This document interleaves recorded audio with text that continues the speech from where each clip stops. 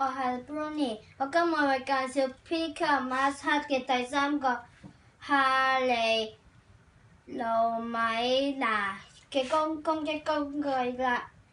呢度咧就係可以拎嘅，拎住個棒仔，唔使好似咁樣冇咗呢個就咁樣捉嘅。呢度有個掣嘅，不過咧我都唔知係乜嘢，唔知呢啲係乜嘢啦。不過咧佢有個最好，佢有個特別一個，如果你想拆開嘅，你千祈唔好似咁樣拆，你咁樣咁樣大力，唔好大力咁樣咁樣拆開喎。你要呢度先拆開，後撳呢2個掣先係正為啱嘅。如果你咁樣咧，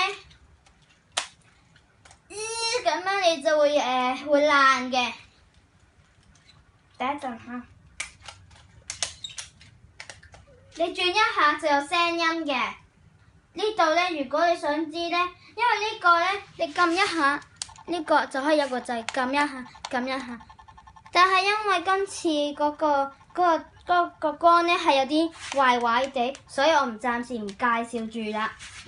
你轉一下，呢度會有個聲音。如果你想擺翻嘅，又唔可以咁大力屈落去喎，你要撳呢個掣就得嘅。如果有時撳唔到，就因為有時軟得滯，要等多幾分鐘先漲翻，先可以擺翻落去嘅。你又呢度轉一下咧，就有一個聲音嘅。今日嘅介紹就完畢。